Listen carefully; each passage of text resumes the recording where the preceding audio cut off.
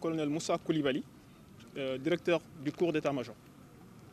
Donc, il s'agit donc de la cérémonie de clôture et de remise de diplôme aux officiers stagiaires du cours d'état-major session 2020-2021. Voilà, donc depuis 2019, donc, nous organisons le cours d'état-major. Donc nous avons fait une session en 2019, une autre en 2020 et celle-là 2020-2021.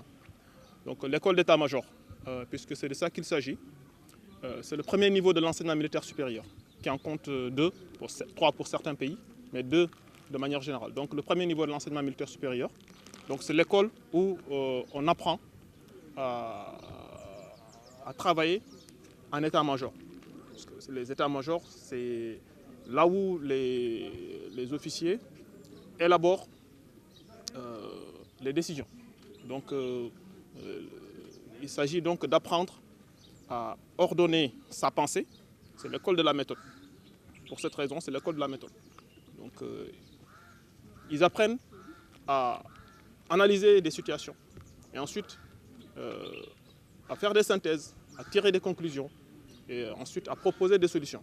Donc c'est ça le fondement du programme de l'école d'état-major.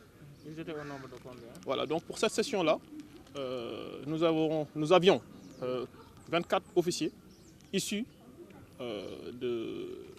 des différentes composantes des armées, armée de terre, armée de l'air, marine nationale, de la brigade nationale des sapeurs-pompiers, de la gendarmerie nationale également des directions de service des armées. Donc 24 officiers. Ils ont tous satisfait aux conditions d'admission et donc ils sont tous diplômés du diplôme d'état-major.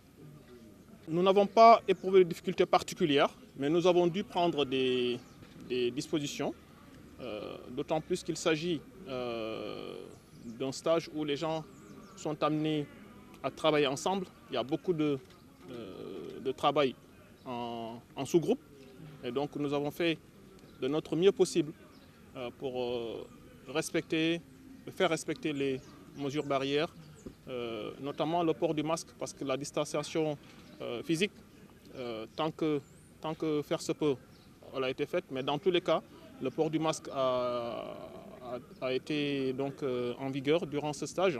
Cela n'a pas toujours facilité les choses, mais nous nous sommes adaptés. Voilà, nous avons réussi donc à nous adapter. Au-delà de cette formation, qu'est-ce qui est attendu de ces récipiendaires? Voilà, très bien. Donc à partir d'aujourd'hui, lorsqu'ils seront affectés dans les différentes structures qui vont les accueillir, à savoir les états-majors des différentes structures des armées, de la gendarmerie ou de la brigade nationale des sapeurs-pompiers, ou les états-majors des zones ou des bataillons, ils sauront davantage travailler donc en équipe, comme on dit, le travail collaboratif. Ils ont également, au cours de ce stage, ils ont pu faire le lien entre la conception des ordres et la mise en œuvre. Ça veut dire quoi?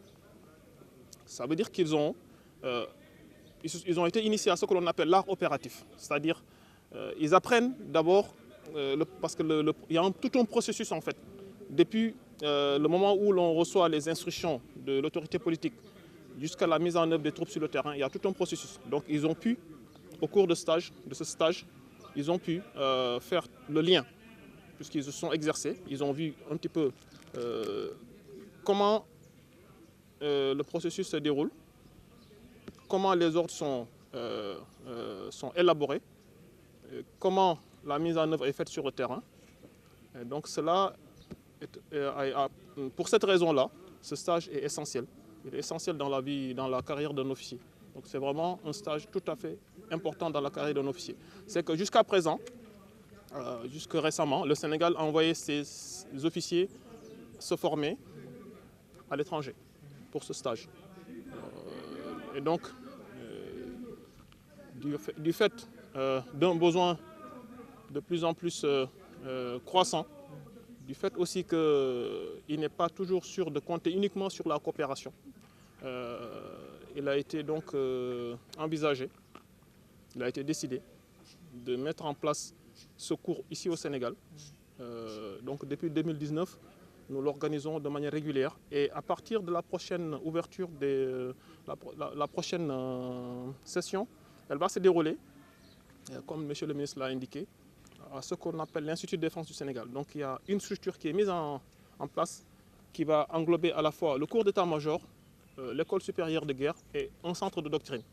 Et l'idée, c'est de permettre en fait d'avoir une cohérence entre les différents niveaux de formation.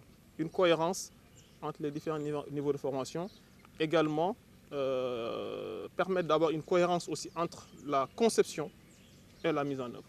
Donc c'est notamment le rôle du centre de doctrine qui sera inclus donc dans cet Institut de défense du Sénégal qui normalement devrait ouvrir au mois de septembre prochain.